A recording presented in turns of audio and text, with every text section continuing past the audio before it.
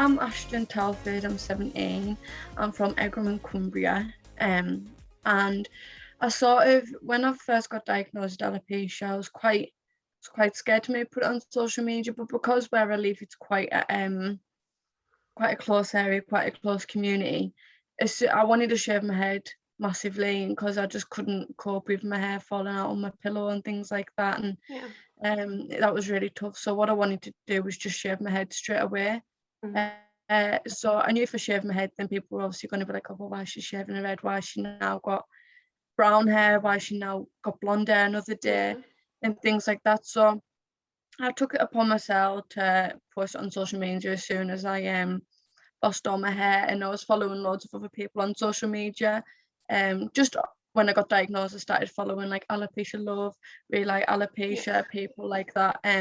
Just for tips and tricks, really, just to see what wigs to get, what not wigs to get, what to use and what not to use. Yeah. And when I got maybe a month or two into it, I was like, oh, I might do this. It seems like what they're doing for me, it seems really worth it. I want to help someone else. And I thought I'm gonna make another account. So because I wanted to share my journey with other people, I didn't want to put my personal account with that. So I just made Yeah. a separate account because it's so easy to just flip from one to the other now on Mm. Instagram anyway. And I just thought I wanted to show everybody that what you can do with wigs, what you can't do with wigs and things like that. And I just thought it was what they done for me, I want to do it for somebody else, and it's worked. And I'm so grateful for everyone who's followed me, and I'm so pleased I have helped other people with who's gone through a similar thing to me. Yeah.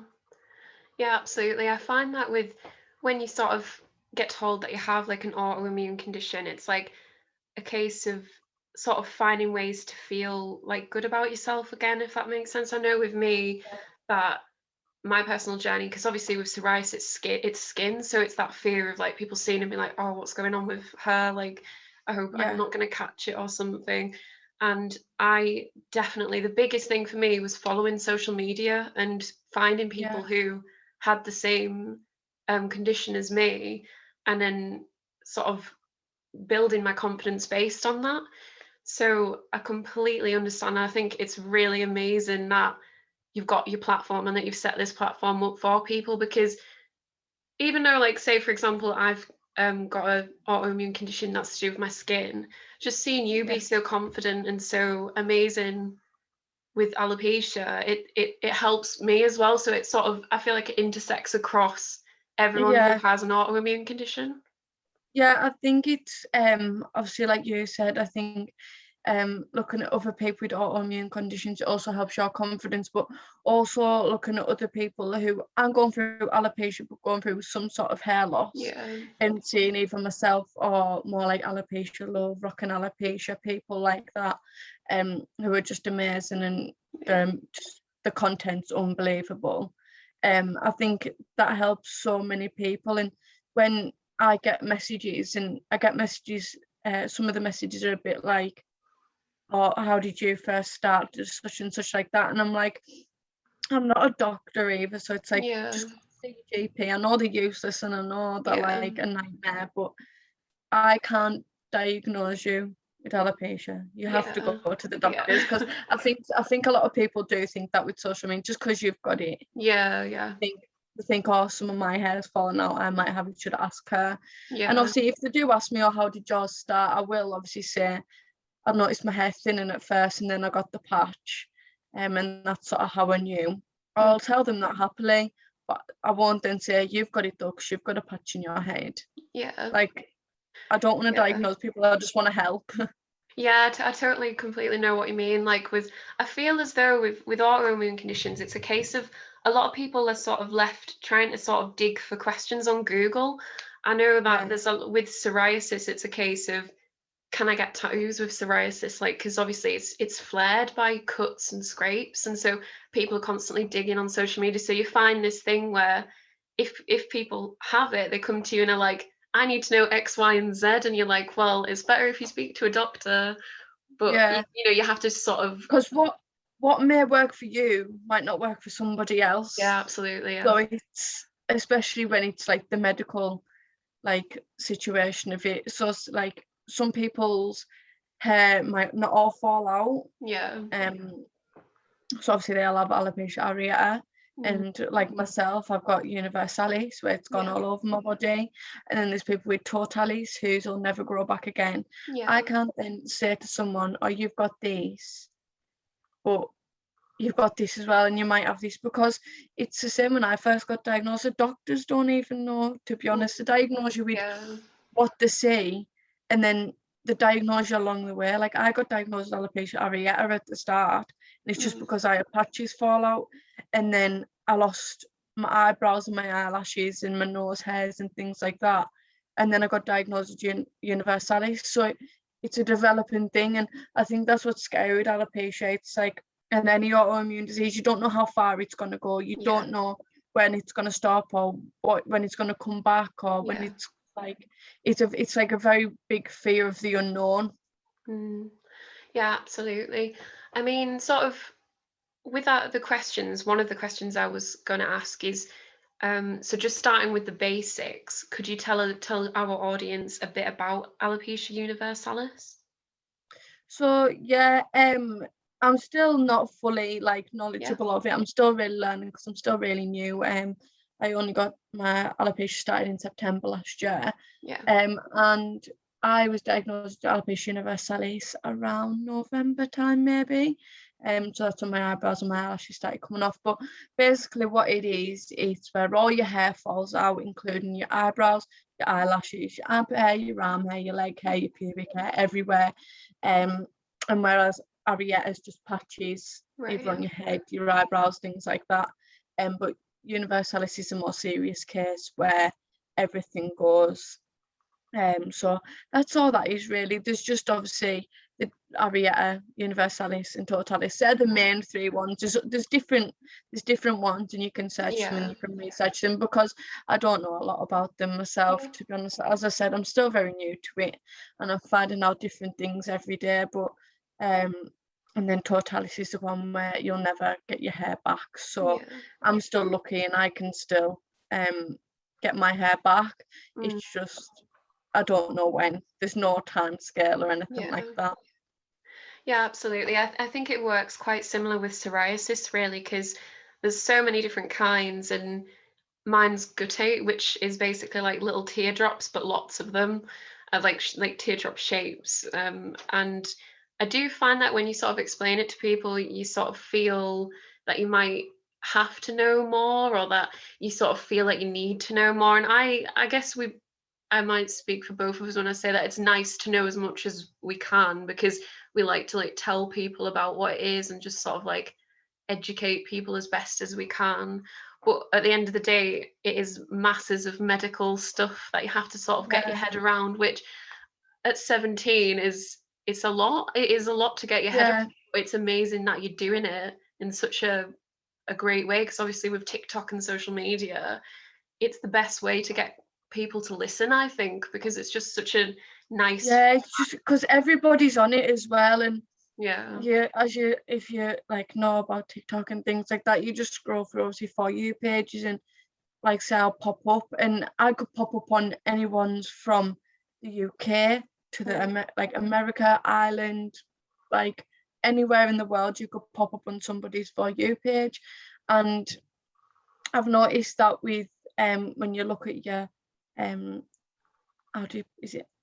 something where it shows where like everything, where like the most, where it's promoted the most and things like that. And a lot of mine's in like Ireland, in America. A lot of mine actually isn't from the UK. And I was looking at it and I was like, this is just crazy. Like I think it was like 45% was the UK, and then there was like maybe like 2% in Poland, and then there was like some odd percent in America, and then there was like, I think it was like 35% in Ireland. And I was thinking, Ireland? I was like, why is it so high up in there? Yeah, it's amazing that the reach that it has without you even knowing, I guess. Like it's incredible, because I guess it's sort of, when you just look at numbers and stuff, it's like maybe hard to realize that like the reach is so vast and so infinite. So you just sort of doing your TikToks and putting them on and thinking like, yeah, like obviously like there's these numbers and then seeing like Ireland, Poland, it must be kind of like, Yeah. what on earth? Like that's amazing. Like it has that reach. Yeah, it's like when I normally just post sometimes like ones obviously about my alopecia, and then sometimes I just put makeup videos on, and obviously it helps a lot of people because I show people how to do my eyebrows and things like that, because I have none and I use the Zara Lane tattoo eyebrows. Right, yeah. So they're just like transfer eyebrows. Like when you used to get a tattoo when you were younger and you put water on it and just peel it off. It's just what they are. They're absolutely amazing. They last maybe 3 days. Obviously depending on how you sleep and things like that, where I just like rub mine off in my sleep. So it's not, sometimes they come a bit patchy, but no, they are amazing. But obviously I do that without even realise I'm doing it now, and I'm just doing my makeup and I'll be like, oh, my eyebrows, stick them on, and then obviously it's harder doing your eyelashes, so then I'm showing people how to do my eyelashes, and I woke up and it had like, I think it was maybe 141 point something K, and I was like, what? I was like, what?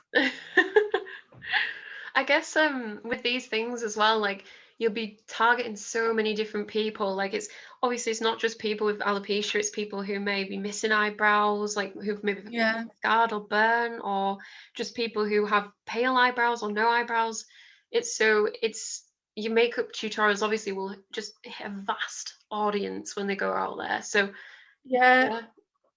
And I don't think you actually realise, because say I'm just doing my eyebrows because obviously I don't have any and it's awful, but obviously I do them because I don't have any and I have to do it. Just because it makes me feel so much more comfortable. I couldn't really walk out, even when I had eyebrows, hairs, I still probably couldn't go out the house without doing my eyebrows. I just preferred doing them. So definitely now that I don't have any, I do obviously prefer putting them on. And like you said, when I'm helping people who have really fair eyebrows or have gone through chemo or different things like that, and it's like, oh, I didn't even realize I'll probably be helping people like that. Like, you just think I'm just doing it for me, but I'm also showing people on my alopecia account, and I'm thinking, wait, I'm actually helping people who just don't have alopecia. I'm helping people that have so many other different things. Yeah, absolutely. I mean, sort of on that note, would you tell us about your personal journey with alopecia? Yeah, so obviously it's been very hard. I'm not gonna lie. So I do try to look at the positives, but some days they're just crap, and you can't get away from them. But I think it's made me really grateful for a lot of things as well, such as family and like relationships with family and things like that, and the support of friends, and my boyfriend as well. Like, I just think everyone's been so amazing and supportive, and everyone in the community really has been as well. But I just think it was obviously very shocking at the start. It was really upsetting, for being 17 and losing all your hair when your hair is something that's so important to you. Like when you're a girl, and I'm a proper girly girl, like I'm really girly, and I would sit and play with my hair for hours on end, just doing different curls, doing different styles and things like that. And some days I probably would just be like, oh, I just want to shave my head.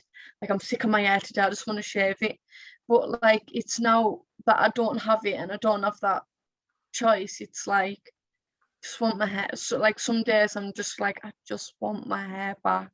Like, it's just, and obviously I have all my wigs and they're absolutely amazing and so realistic, but it's when you're taking them off at night, and sometimes I do sleep in them, but because if I can't really be bothered taking them off, because the glue's amazing and it stays on your head, and I'll take it off and like take my eyebrows off and my makeup, and I'm like, this is reality. Like, I'll try pile as much makeup and my eyebrows and everything on, and then probably just sort of hide it from myself sometimes, and then I take it all off and I'm like, why has this happened? Like, a lot of things, that's what, like, why has it happened to me in a way? But definitely the journey, it's been really, really tough on some sides of it, but it's been really, really positive on the others. So I would say there probably is a lot more positives than negatives, in my opinion. But I just want to try and make it as positive as possible, for myself and everybody who may be going through it. So it's like having a different style of eyebrow every day, doing different eyelashes every day. I can have that. I can have a different coloured hair every day. Like, you can't if you have your own hair, you can't go from blonde to brown to red to ginger to purple to blue every single day, like a different day, because you'll knackered your hair. You'll have no hair anyways because you'll have frazzled it off. But I have that like freedom to do that. And obviously I think that's a massive positive to it as well. But I did always have my eyelash extensions. I always got them done, and obviously I can't do that now. But I think I've also been really lucky that it's happened to me in winter time, because obviously you wear your hats, you wear everything like that, and like I am scared for the summer. I'm really, really scared, because hopefully, if Boris lets us, I am going on holiday with my boyfriend in September.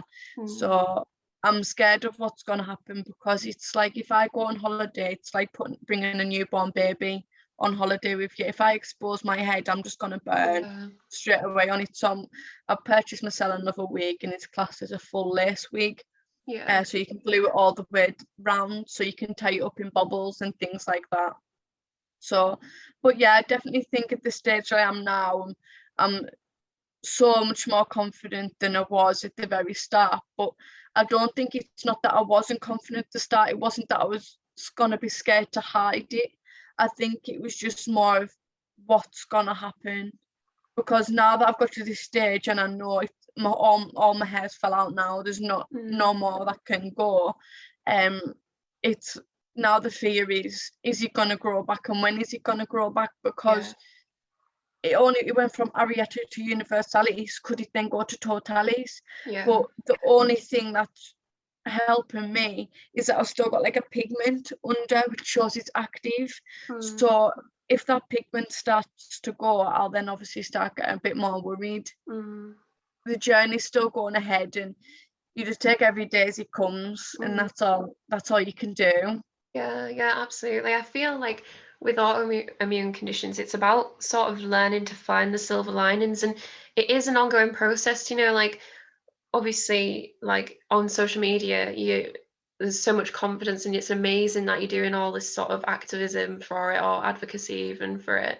But the reality is that we all have down days, and you will have down days, and especially when you're dealing with with an autoimmune condition, it's different to sort of normal down days. So like you sort of say, like you sort of living wondering if it might turn into totalis, if your hair might return. It's similar with psoriasis in the sense that mine could turn into plaque psoriasis, which means I could be covered head to toe, which it's like something that you sort of have to think about and let yourself sit with those emotions. I don't know if you find it's the same thing of just sort of sitting with it and being like, I've just got to get through this emotion and just see where my journey takes me and how I respond to it. It's just something that you have to go day to day and just see the silver linings.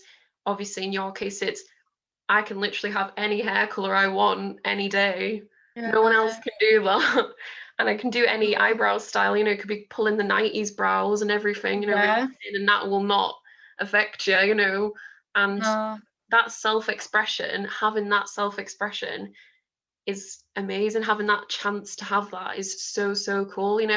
I know many huge makeup artists choose to go without eyebrows and choose to shave their heads. I don't know if you know of Mikey. She's on YouTube as Glam and Gore, and she just completely gets rid of everything because she knows it's better for her job and her career. So when you sort of see and find people like that, I think it sort of makes you feel like, well, like this is actually a really good thing, and I've found that silver lining. Sometimes with obviously when people shave their heads and things like that, you have the feeling of like, oh my god, she's famous, she's doing this, so I suppose it's quite good. But if she then wanted her hair to grow back, she could just stop shaving it. So it's like, it's that sort of balance between, oh wow, she looks amazing, like she's doing this because she wants to and it's better for her, but then it's like, but if she wanted her hair to grow back, then Yeah. she could just do that. It's like people who are going through hair loss can't do that. So it's like, I would happily just say, oh, hair grow now, just stop, Yeah. like please just stop. But it's just not as easy as that, because I don't just go around shaving my head like on my eyebrows, and God, I wish I had time in the morning to shave my head, my eyebrows, my eyelashes, my arm hairs, everything. like, but it's just one of those things. It's where there's obviously a lot of positives coming from people who are famous and wanting to shave heads and to make themselves look beautiful as they are. And it's like, it's still that thing where you're like, they have the choice to let their hair grow back. And sometimes I am like, why are you doing that? Why are you getting rid of all your gorgeous hair? And I'm like, it's stupid. And then I'm like, actually no, she looks really, really good, but where's her hair gone now? She hasn't got that beautiful hair anymore. And then I remember, oh, she can just grow hers back. It's simple as that. Yeah, I definitely think it's one of those things where it's like a bit of a sort of a catch-22, if you know what I mean, where it's like there's all the positives of it, but also you sort of always facing the sort of negatives that come into your mind, because we are our own worst critics, I think, like it's definitely a case of us sort of being the harshest on ourselves and sort of, that kind of thing.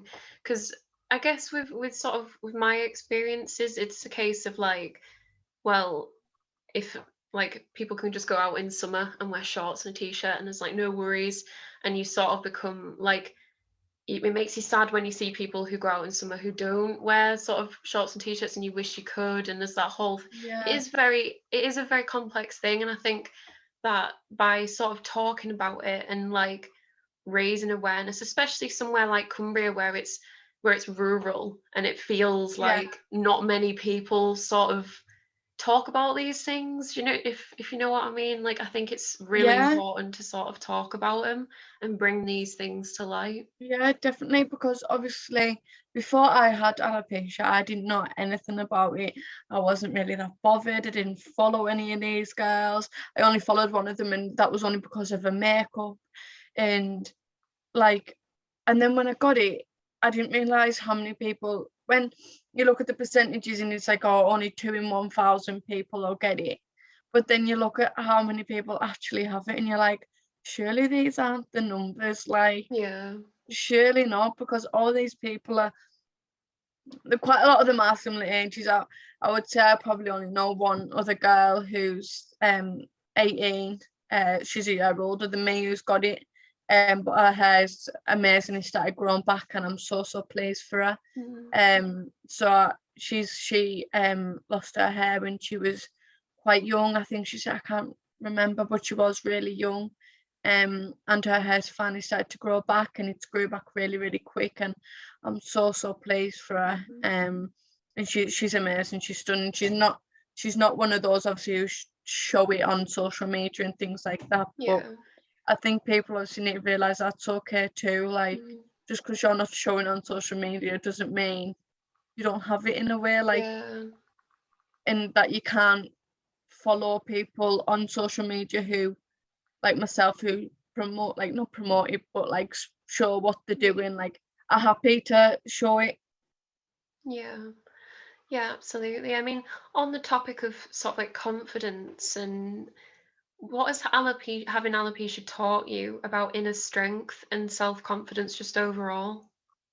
So I think obviously when it first started, I did get a bit low. I wasn't the best. I didn't feel very confident because I was just walking around with like bald patches all over my head, which I then couldn't cover anymore. And I just started wearing bandanas with my hair at the bottom, and I was like, oh, people are gonna think this is getting a bit, already thinking it's a bit dodgy, because I just started wearing headbands randomly and things like that. And I just thought I was very more like, I just want to hide it. I just want it all to go away.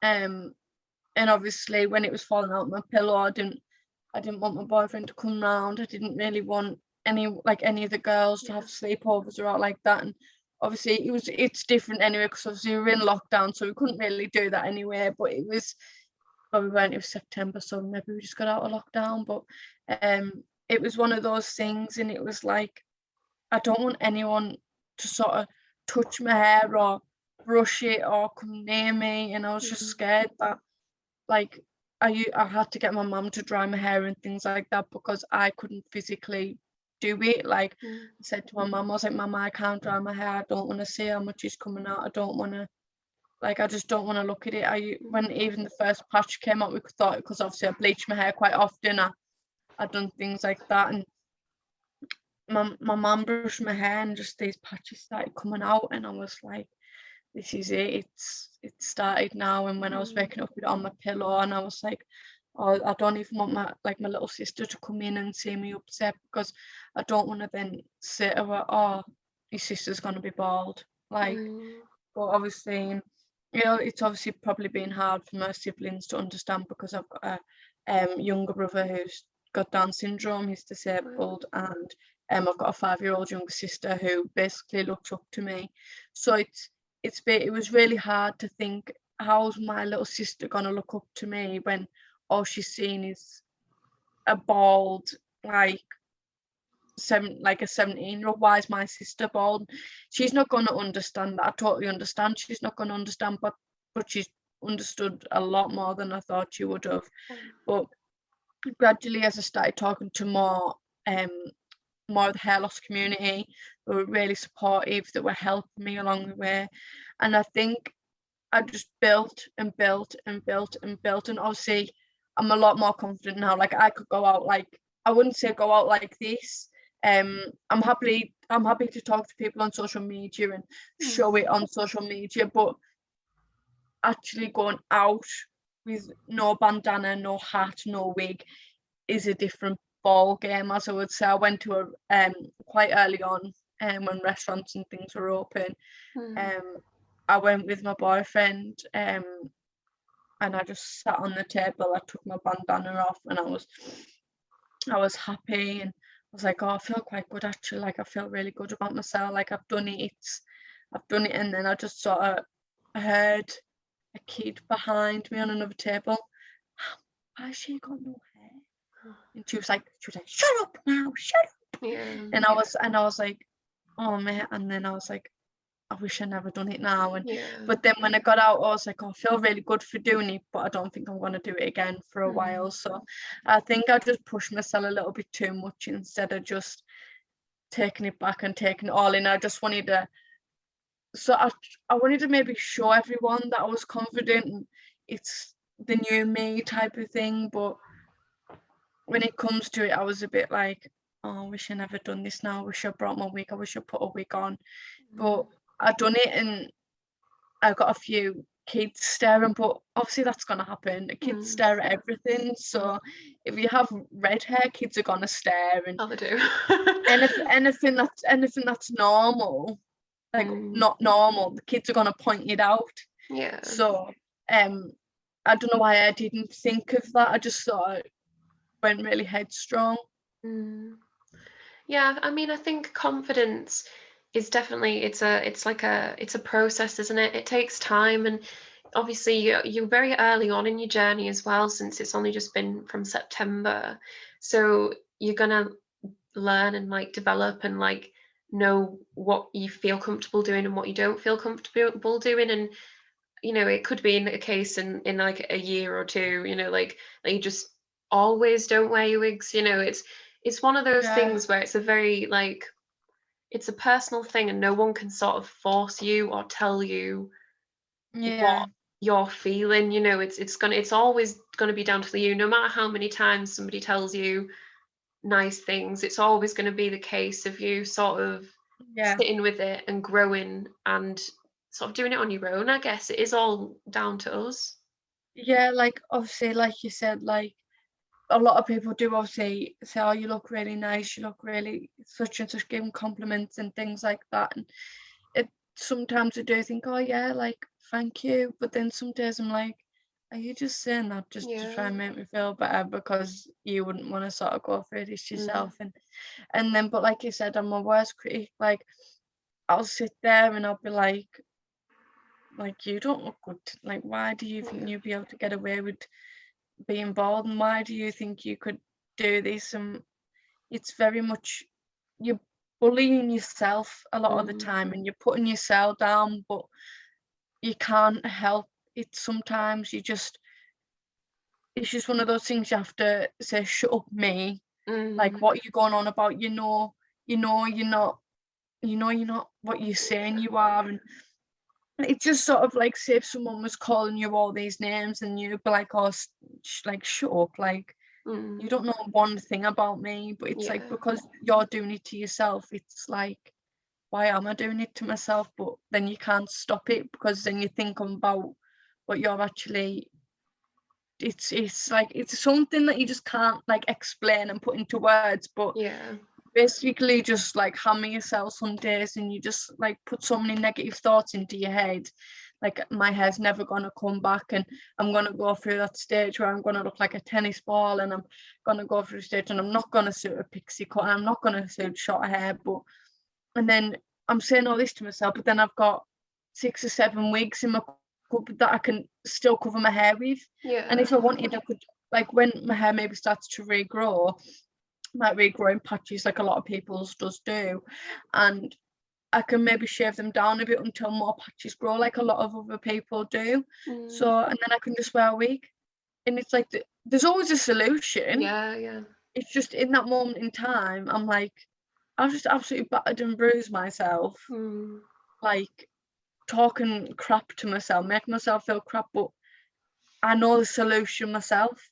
So it's like, Yeah. why am I feeling so bad and negative and down about it when I know the solution? Yeah, I do think as well that with confidence and with sort of self-bullying, because we all do it, it's something that everybody does. And Yeah, I think a lot of the time it's so important for us to sit and try and reframe our thoughts. So like if I can think of an example, say if I feel like, oh, I can't ever wear shorts ever again because people are going to look at me and think that I'm like got a disease that's going to spread to them, then I can sit and be like, well, no, yeah, kids might stare and they might say something, but like you said, kids will point out anything, like they'll yeah, they'll see someone in like yellow and they'll be like, "Mummy, why is she wearing all yellow?" Do it happens. So it's about yeah, sitting there and being like, you know what? I have a pair of legs. They're my legs, and they're taking me yeah, places, and I'm doing things on them. And if I do have psoriasis all over them, so what? We're young, and yeah. so let's just make the best of what we got The and thing reframe our things shouldn't thoughts. stop you. It's like, obviously we're going through a similar thing, so it's like you don't want to show it, but you can't help but showing Yeah, it and things like that. And you just want to be like, oh, I do want to show it because I want to show people that it's okay to yeah, look like this, and it's okay for people to have this. It is quite normal, and it's you shouldn't be ashamed of it. But then it's like, but I don't want to do it. It's like I'm yeah, telling people to do all these things and be confident and go out with no wig, and or go out with a wig, but then you're like, I wouldn't go out without a wig. So what am I mm, going on about? Why am I telling someone to do something that I don't? Why am I being so hypocritical? And it's like, but actually, if I am in the right mood, I would happily walk down the street with no wig, yeah, happily, and let people stare. And I'd be like, what are you looking at? But yeah, then some other times I'm like, oh my God, everyone's looking at me, like, freaking out. It's like, it just depends on the day. And I think that's when it comes into play when I say just take every day as it comes. Don't think about, oh, what's going to be like tomorrow. Am I going to have a little bit of regrowth? Am I not? Am I going to do this? Am I going to do that? And I'll walk down the street with no wig. Yeah, I'm definitely going to walk down the street with no wig. I'm going to be really confident. And then the day comes and you're like, oh, I don't feel like it. Well, don't push yourself to do it. yeah, Just yeah. take every day as it comes. Yeah, I think as well that honesty to talk about this sort of side of it it's so so important because you know it isn't all amazing and happy and like rainbows and like sunshine. It is like, yeah, there's a struggle. That struggle Yeah, exists. We've had to face things that a lot of people never face. Like yeah, getting these things at such a young age, because obviously mine was at 16 as well when I was diagnosed. It's like you sat there and you're like, why? And like and then you think, yeah, well, I've got to tackle this and fight it and keep Yeah. pushing forward and build Yeah. this confidence and show. Every hurdle, you're just gonna have to jump it. Yeah, exactly. And it's one thing that I always think to myself whenever I'm like really harsh on myself is, like, think about the people who are like me and have all these patches on the skin. Like, would you want to say the bad things that you say to yourself to them? Would you look them in the eyes and tell them that? And I think Yeah. for anybody who's going to be watching this, I think it's really important to remember to tell yourself Yeah. that, those bad thoughts that you're thinking, no matter what they manifest in, if it's like anxiety or depression or anything like that, it's, Yeah. you wouldn't think those horrible thoughts that you think about yourself about someone else, because Yeah, you because care about like them. as you say, like what you would say to yourself. So I'm like, oh, you boy, you're ugly. In fact, I could never ever say that to one of the other hair loss community. Yeah. Like the thought of me saying to someone else who's gone through the same situation as me or similar situation, sorry, I would never be like, you're so bald and ugly and you'll never succeed, you'll never look pretty again. And then I'm like, you would never ever say that to somebody because you'll know Yeah. how much it would hurt them and Mm. break them down. And then I think, well, I'm just saying that to myself. It's like, Yeah. why am I just trying to hurt myself, like make myself upset? But then it's them days as well which help you to build. And you're like, well, I'm not. Why am I saying this to myself? Because I look amazing right now, like go me. But then Yeah. obviously you do have them days where it's like, not today. Just no one speak to me, not today. Yeah. I mean, so obviously, we like our platform, we absolutely love that you share your journey so openly on TikTok and Instagram. So Yeah. would you be able to tell us a little bit about your decision to do this? Yeah, so obviously, I think it was just the inspiration of all the other alopecians out there, and I just thought if they can do it, why can't I? And Mm. it was, it did take me maybe a few days to think I'm gonna do it, am I not? And then obviously I spoke to my parents about it, and they were like, "It's all up to you. Like it's nothing to do with us. We'll just support you." And I did start off, and I was just a bit like, well, this is my journey. I'm probably not going to post a lot. I'll probably just pop on, pop off. And when I think when I first put it on social media and I shared it on like Snapchat and more personal and Facebook and things like that to say, I'll go follow it. And then I woke up and I had like 300 odd followers, and I was like, oh my God, like people actually want to say this. And then I just progressed and I learned more, so I put it on and I was like, oh well, today I'm going to get treatment, so I'll try to bring this along with me, but Yeah. I might not be able to. And I was like, oh, so today this is an update, this is another update, and then maybe I'll just post little things about weeks and little TikTok videos on, and then I'll be like, oh, sorry, I forgot to update you. This is what's going on now. And Mm. the more and more and more I update, the more and more followers I got, and I got up to maybe 1,500, 2,000 followers, and then someone hacked me, so I had to restart it again. And it was like, it was that moment when I got hacked. I think it was maybe a month ago now. It was that moment when I was like, should I start this again? Mm. Do I do it? And it's like it was going back from the beginning because I was absolutely broken that someone done that to me. But then I was like, are they doing this because they don't wanna like see what my progress, they don't want to see my journey? And then it was just that one person made me like rethink about it all, and it's like, am I doing this just because I'm doing it? Is no one actually even interested? And Mm. obviously, and then I spoke about it, and then my boyfriend was like, everybody loves what you do and you help. You went, look at all the messages you've received and how many people you've helped and supported and things like that. And I was like, oh yeah. So I just re-uploaded it. I just made a brand new one again, Mm. uploaded a new photo to say, sorry, I got hacked, this is my new account, try to get as many followers back as possible.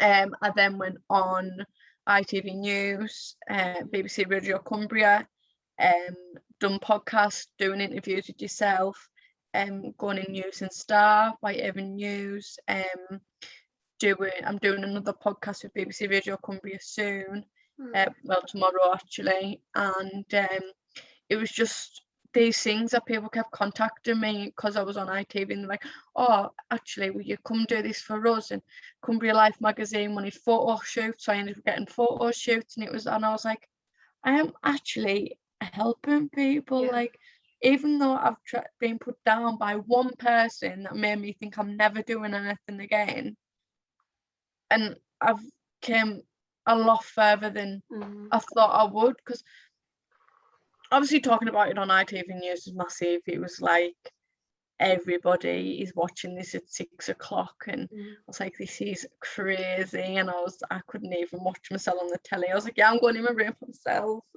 But I ended up watching it in the kitchen with me and my boyfriend, and my mum and dad watched it then in the living room, because I couldn't watch it all together, just because I was scared I maybe said something wrong. And sometimes I can't even listen to the podcasts I've done and the videos I've done myself on Instagram, because I'm like, I can't listen to myself. Like, what am I going on about it? Yeah.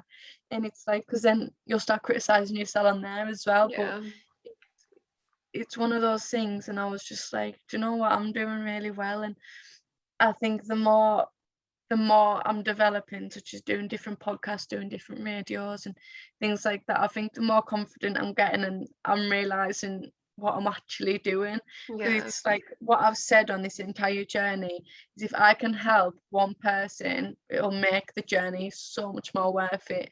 And the fact I've helped a lot more than one person has made this journey a lot more worth it. It's just made me grateful for the support of my friends, support of my family, and the support of the hair loss community. And then I know someone else who'll be going through this will probably be saying, I'm so grateful for the support of Ashton, and so support for the hair loss family. And the thought of someone actually saying, I'm so grateful for what you've done, you've really helped me, it's just like, what? Like, I've actually helped you? And they're like, yeah. I'm like, wow. It's like, so it's just something that you would, from the very first patch falling out, to someone saying you've helped me and made me a lot more confident, is, in a few months, is unbelievable. Like, I never thought I would ever get to the stage I'm at. It's crazy how quickly things happen as well. How, like, because I always used to think, with my psoriasis, I used to think, like, it's crazy how, like, this time last year, like, I didn't, like, when I was younger, I thought, like, it's crazy how I didn't know this was going to happen, and, like, now it's happened. And, like, I mean, like, I've sort of interviewed a lady who's like an artist, and she's got quite a lot of Guttate Psoriasis. And I thought to myself then, I was like, it's amazing that I've gone from, you know, crying about it and having a hard time, thinking, you know, like, oh God, all these sad things, and then actually being like, you know what, I'm going to take my experiences forward, and I'm going to go and try and make a difference and speak to people who, you know, have been through what I've been through, and try and help other people. And it's so amazing, because I think with social media, what can happen is sometimes we forget how every single number and every single person behind that comment is a person. They're a real person who's sat there, who's like watching and taking it in and thinking, oh yeah, I could do this, I could get a wig like that, or I could do this, or, like, you know, it's actually really lovely when you think about it. And it's to be so young, to be 17 years old, and, like, making such a massive difference for all these people is just incredible. And you should really be so proud of yourself for, like, Oh, thank you. that difference. I mean, like, I'm 21, and just seeing you doing your thing on social media is sort of, it makes me think, well, yeah, like, I've got an autoimmune condition, so what, let's just go out there and live. You know, let's just be alive. It's like I always say, you've got one life, like, and you're not I wasn't expecting my teenagers to be bald. I wasn't expecting for on my 18th birthday, which is in May. So it's like, I wasn't expecting to have no hair on my 18th birthday. When I was planning it at 16 on my 17th birthday, I was like, I'm gonna get my hair done, I'm gonna get my nails done, I'm gonna get my eyes, like, my makeup all done really nice. And I'm now like, I'm gonna do my own makeup, I'm gonna put my own wig on, I'm gonna do my own eyebrows, because I don't trust anybody with them now. And it's like it changes massively. But it's just, when you look at anything, so in 2019 we weren't expecting to be in lockdown for an entire near enough 2 years, Like we weren't expecting to have like the whole entire summer absolutely ruined and this year to be ruined and things like that. We weren't expecting that, and it's just we've just dealt with it. Like a lot of people have dealt with it wrongly, and a lot of people have dealt with it brilliantly, and it's just anything that happens that you don't expect, everyone will deal with it in a different way, and everyone sort of has to respect how they deal with it. A bit different with the COVID because they're just ignorant and probably while we're still in a lockdown, but it's like if you are going through like myself with alopecia, you don't want to share it, you don't want to like do anything, you just want to wear wigs 24/7, you don't want to show people that you've got alopecia. You do you. If you never want to wear a wig or your eyebrows or your eyelashes, you do you. But I'm sort of in the middle. Some days I can go without, and some days I just really want to cuddle myself in wigs. Sometimes I just want to like just hold myself in all my wigs just to be like, and then that's sometimes when I'm like, why do I have to wear a wig at 17? Like I shouldn't have to be spending thousands and thousands of pounds on wigs because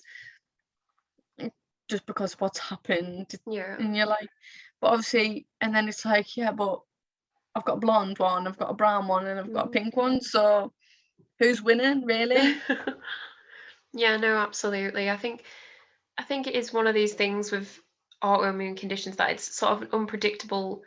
I think we've already said, but like every single day is sort of unpredictable how you're going to feel, how you're going to face the day. But that's fine, like that's a good thing. And to be honest and to tell people about that, like you say, like if somebody wants to sort of not like show what's going on, like so not show the skin or not show the head or anything, that's fine. That's equally as fine as someone being really confident and being like, yeah, like this is me, like I'm doing my thing. And I think it's really important to let people know that whatever makes you comfortable and makes you happy is what you should stick with.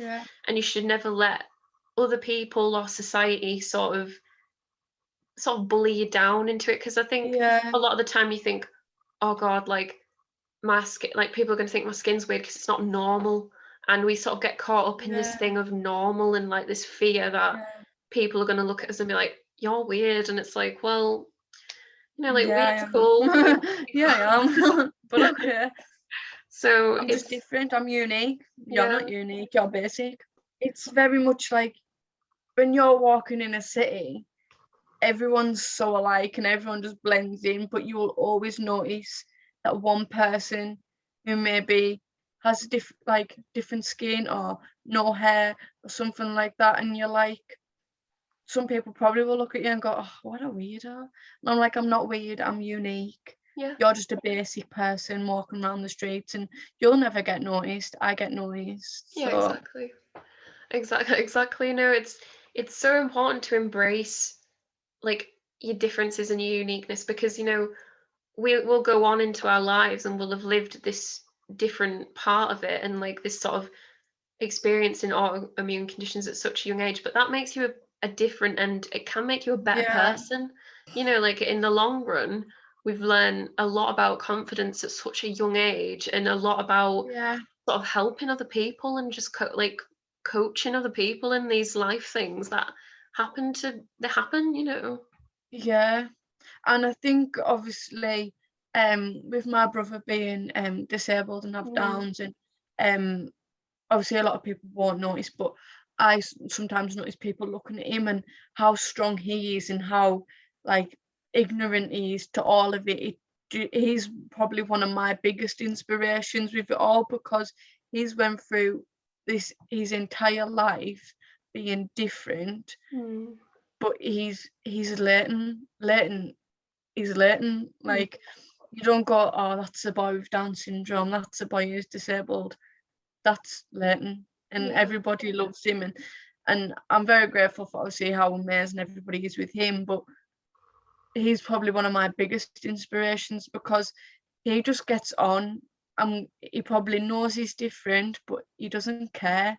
And it's like he's just such an amazing, well, basically say adult now, he's nearly 16, but he's such an amazing man, and I just adore him, even though he's still my little brother. He's getting so much older, and you think when you say someone's younger than you and they're like, oh, how can they be your hero inspiration? It's Yeah. and half the time it's like, it's not because of how old they are, it's because of who they are and what they do. And I just think his confidence and everything about him just like perfect, and I say that every day, so it makes me feel 10 times better.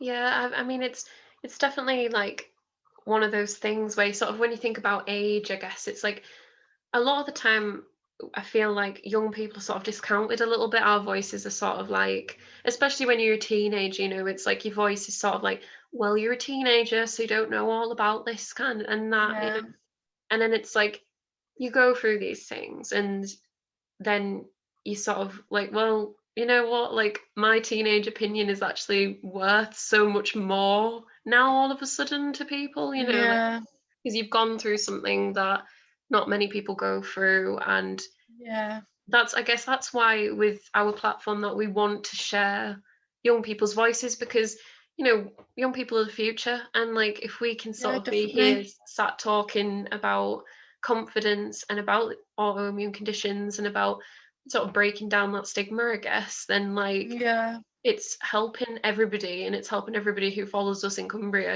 like. And I yeah, think it's really important to remember that age doesn't define someone's personal experiences. It doesn't yeah, define your understanding of life and your sort of expertise when you talk about something. I think that's really important to yeah, remember. yeah, I definitely agree. I just think, obviously, as you said, we are the future, and if we can, I wouldn't say train people's mind, but if we can show people that difference is normal, and like if we prove to people that different things can be spoken about and it's not a shame to speak, you shouldn't be ashamed of yourself and Mm, things like that. And I think that'll change a lot, because obviously the older generation are very in their own ways, and they like to stick to their own ways, and if anything's different towards that, like our fashion now is completely different. Well, we wouldn't say that different, everything's coming back, but yeah. like completely different to what they used to wear. And it's like, and they'll look at kids and think, why on earth are they wearing cowl Mm, pants? Like, that is ridiculous. Like, they look ridiculous, and but we think we're like, we look amazing. Like, yeah. I think this is class. And they're like, what are they wearing? Like, are they being serious wearing things like that? And I think it's the same thing. The older generation and the new generation have such different opinions on life.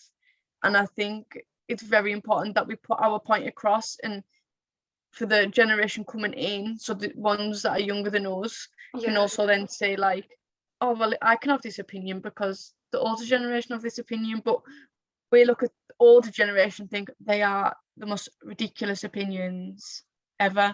Yeah. But I think that's just because it's a new generation now, and it's all changed so much. Yeah. I think I guess one of the questions I did have was, do you think that social media is a good way to tackle the stigma surrounding autoimmune conditions? I guess that kind of links in with the idea that, with the generational thing, we have if we're going to speak out on autoimmune conditions, and if we're comfortable to do so, we have the chance in that to make meaningful change. And obviously social media is Yeah, the way to go. That's where we're all at. That's where we're all coming to, yeah, especially with the yeah, pandemic. definitely. Yeah, definitely. I think social media is massive, and Mm, God, millions and trillions and billions of people are on it, and that is how everything gets spread now. And it's yeah. a lot of people don't read newspapers anymore, and a lot Mm, of people. So as I was in the News and Star, there was a lot more people who looked at the News and Star on Facebook on their website than actually bought the newspaper, even though the newspapers were 70 pence. yeah. But it costs what, £54 a month to go on your phone, and it's like Yeah. it's just what everyone's used to now. And it's like it's all about Facebook, like Cumbria Crack, you look at it all on Facebook. Mm, You see the Sun, it's all on Facebook. Like all the news is on Facebook, Sky Bet, like everything like that, everything is on Facebook and the internet and things like that. No one is bothered about the newspaper, and I'm not gonna say, I don't say I go out and buy the newspaper and anything like that, but it's like everything is so revolved around the media. And obviously with everything, like you look on Snapchat and there's the explore side of it, you look on Instagram and there's the explore side of it, and everyone just posts everything on there. You've got your fitness, you've got your animals, you've got your well-being, you've got food, you've got nutrition, you've got like, then you've got alopecia, then you've got autoimmune diseases, then you've got like all the health and everything like that, and you're like, there's so much on there. So it's like, why do you need anything else? You've got everything on there. And it's, and like I said earlier on, it gets all around the world. Like I follow a lot of CrossFitters from Iceland and Poland and things like that, and it's like they'll never notice me, but I'm still seeing what they're doing and they're inspiring me to do it. Like a lot of people, well, obviously because I'm not massive, I don't have like 30 million odd followers, but like sometimes I'll probably miss a few followers that I have, but and then I'm actually impacting their life and I don't actually know about it. So I think it's very much like that, and a lot of people obviously don't get enough recognition and things like that, but I think everyone, there's a way you can always communicate with people as well. So if you have a question, there's always going to be someone on social media that can answer it for you. A lot of famous people obviously won't. Like I'm not saying you can ask Kim Kardashian what lipstick colour she's wearing and you can, and she's gonna reply to you, but she'll tag it in and put it in the comments and things like that. So you'll always find out what you want through social media. It's such a powerful tool, you know. It's a good indicator that, you know, things are changing. Like you can see on social media when you go like hunting down on Instagram or Twitter, you sort of see when meaningful change is happening. And I think that from what I'm seeing, that it feels like people are starting to become more tolerant, and that we can tap into that now with social media and in our generation to help future generations. And I guess that's really why we are doing what we're doing at Hollr. You know, we want young Cumbrians to have a voice, because like you say, like with the newspapers and everything, they're great outlets and stuff, but like it's social media. Everything's social media based, and that's the way forward to tackle stigma, to tackle, you know, racism and sexism and all these big horrible issues going on. And I think it's definitely, it's the only way people are going to find out about it, when now people are putting due to the situation with obviously the sexual crimes and things like that, and the amount of people who now have just plastered their stories all over social media because something's happened and they now feel comfortable of doing that. Obviously it's a really gruesome what's happened and it's awful and someone shouldn't have died, for people to then feel comfortable about putting their sexual assault stories and things like that on social media. But then there's also, when you come off that subject, there's people like the police situation, and then people then film and put, like obviously when police maybe arrest people a lot violently and they do it wrong and things like that, and people then post them videos on social media and they get hundreds and thousands of views, and then that's how people now think stuff's going to get resolved. And sometimes you're like, but then sometimes it's annoying for people watching it, because you're like, why are you then just sitting recording it instead of actually doing something about it? But then in the long run, because they've videoed and watched it, and so many people have watched it, that will help as evidence in the long run. Because if you're just video evidence and photo evidence is a lot more than voice. So if you just go, well, that police officer then strangled my friend, and they're like, a police officer strangled your friend, and then you go, well, here's the video, and they're like, all right, okay, like if you didn't have that video, they'd be like, oh, shut up, like no, they didn't, you're just trying to get police in a bigger situation and things like that. But then if you have that evidence and spread it around social media, they are not getting out of it. So, and I think obviously social media is used in negative and positive ways, and well, it's used for so many different ways, like you say, like obviously posting videos of crimes, and then it gets thousands and thousands of views, sharing about autoimmune disease. They're getting thousands and thousands of followers and views, so it's spreading awareness. And then you're getting people like sharing the stories, and they're getting lots of support and the help that they need. So it's used for a lot of different things, so like helplines, and then awareness, and then reporting crimes. It's like, why, how can one platform do so many things? Yeah, it's crazy. It is a case of like, it's both amazing and also really scary how vast it can be and how much it can do.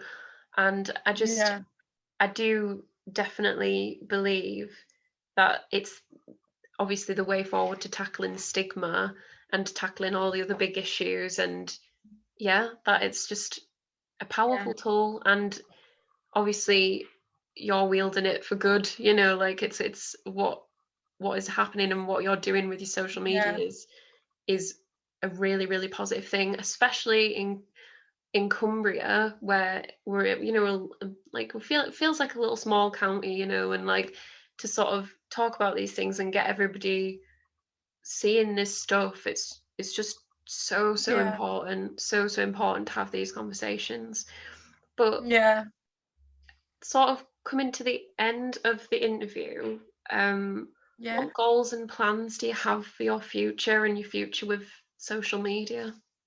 So obviously, like you said, just to finish it off, I'll probably say my main goal is the goal of us from the start, and it's just to still help and inspire people who may be going through a similar thing to me, and just to keep helping people. I don't really have like a massive goal to be on like a massive TV show because of what I've done, and like that would be amazing, and like, not gonna lie, but it's like, my goal is just the little things, and it's just like, if I can help people, that's my goal. And it's my goal is for someone just to say to me, thank you, you've helped. And I would say that goal's been completed, but it hasn't at the same time, because every single time I get that, it's like the goal's been completed again, and it's like, it's never complete. It's like just a goal that gets completed and then gets completed again, then gets completed again, but it's a goal that can never be completed. If you know what I mean? Like, it's definitely just think helping people is probably my goal, and that's it. Yeah, and I think it's an amazing goal to have, like, what a better way to sort of live life than to make people have a meaningful change and like experience meaningful change, and and to help people who are going through autoimmune conditions and telling them that, it's okay, like your experiences are valid. And I think, sort of tapping into what we spoke about earlier, I think that letting people know that their experiences, whether they be bad days or good days, that they're completely valid in those experiences, and that they're allowed to have those experiences, and that those negative days and those bad days, they're fine, they're good, that they help you grow. And like, we come out of these negative sort of experiences and we grow as people, like you become stronger from these things. I mean, like, I know for me with my psoriasis, I started to get it on my face, and obviously that was like a huge, like, it was like, it's quite rare people get it on the face, so I was like absolutely gutted, to be fair, because then like your whole body, and then it comes up on your face. And I tried to cover it with makeup for a while, and I thought, like, it wasn't really working, because obviously with psoriasis, it's a thickening of the skin, so you have like patches, and I just ended up thinking, I'm taking it off, and if people want to look and point and stare at it, or then I can then just like, it's like, it's when people point and stare, and you're just like, you know nothing of what I am going through, like. And then you think, if you were going through this, you would not be laughing and pointing at yourself, would you? You'd be like, oh, like, it's one of those things. And it's like, if you're not going through it and you don't know what that other person's going through, don't dare point a finger and make them feel uncomfortable for something they can't control. It's like one of those things. And it's like, it's not that we've got tattoos all over our faces and tattoo all over our body when people sort of can stare then. And it's like, we've got this because we can't control it. It's just happened. Like, it's not our fault. Like, we haven't went out and just said, oh, give me this autoimmune disease and give me whatever comes with it. It's like we haven't had that choice. Like, a lot of people get when obviously when people stare, when people get a lot of lip filler, a lot of, like, when they want that sort of tattoo thing look where people do stare and they like the attention of the staring, and then you say, oh yeah, look at them, point a finger, yeah, definitely, they've controlled that, they've made that happen. We haven't. It's like, so don't point a finger at something that someone can't control. And it's sometimes it's like, oh, you just go away, stop pointing, like, get a grip. And then sometimes you're like, am I actually that noticeable? Like, and it's sometimes you're like, oh look, they're actually looking at me, I bet they're thinking, I wish I could pull hair like that off. And like, no hair and things like that. And it's like, but then the other side of you is like, I bet, oh, they're pointing because they're like, oh, look at her, doesn't she look weird? And it's one of those things that you just have to try and make yourself go to the positive side, as hard as it is. I think as well it's really important to remind people to practice compassion, you know, like to sort of not go out there and be like gawking at people, and like it's like, it's not hard. Like, it isn't. Like, just have a bit of respect. Like, it's really not hard.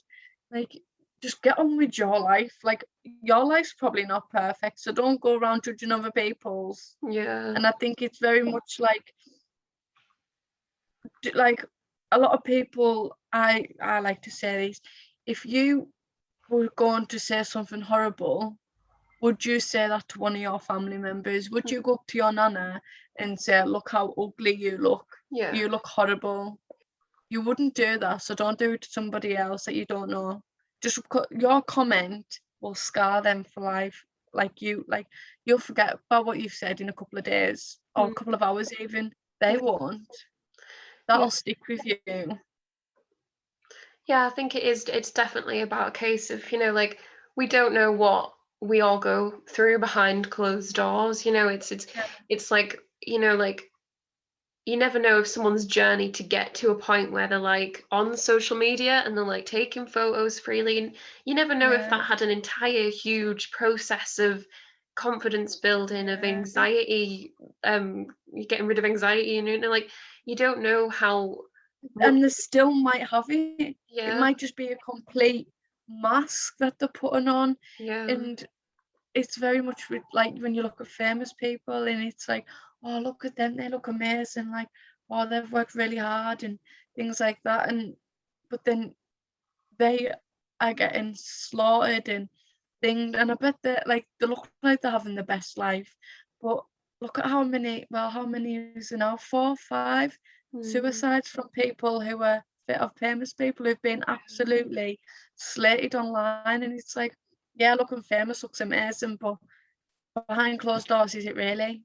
No, and just to sort of finish up, like, so for any of our followers who may be going through or have just been diagnosed with an autoimmune condition, is there anything you'd sort of say to them if you could? Or So I probably would just say, you be you. It's now something you have to carry. And if you want to be confident and share it. If you don't.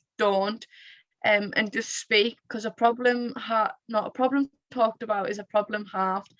And I think that's very important. And if you can speak about it, even though you might not be comfortable, it'll always get solved. And you will, I'm not saying you will have bad days, and you will have good days, and just appreciate every day as it comes. And that's probably what I would just say to them. And you've always got someone to speak to. If you're speaking to me or yourself or someone else you're close to, and even if you don't want to speak to someone close and you want to speak to someone completely random like us, then just do it. But we're not going to be like, I don't want to speak to you. Someone's going to listen to you if you're struggling, like, because we know what you're going through. It's been so lovely to talk to you. I've been so excited to do this, just to have a crack about it, you know. It is very nice just to speak to someone, isn't it? Like, and when it's not my interview style, it's more just like having a conversation. Yeah, it's really nice just to have like that informal little chat. I mean, like, you know, like autoimmune conditions, like I don't know many people with them, so it's so nice neither to do just I. it's just so nice to sit down and be like, oh God, yeah, I know exactly where you're coming from. Like, even though it's such like different things, like with hair and skin, it's like these essential things on our bodies that people just take for granted, and it's like being able to talk about how our experiences, it's just really nice to sort of have that space, you know. But you're always it's been welcome lovely to speak to you. Oh, thank you. You're always welcome to like come and have a chat with us at Hollr, and like, you know, if you ever wanted to write anything for us or like take photos or anything, do TikToks, like you're always welcome on our platform. We'd love to have you. You know, it's totally fine. I'll send you some through. Yeah, thank you so much, because obviously it'll look really lovely with the video as well. But yeah, it's been so nice to talk to you, and I wish you all the best for the future. And yourself. Thank you. And yourself. See you later. Right, you take care now.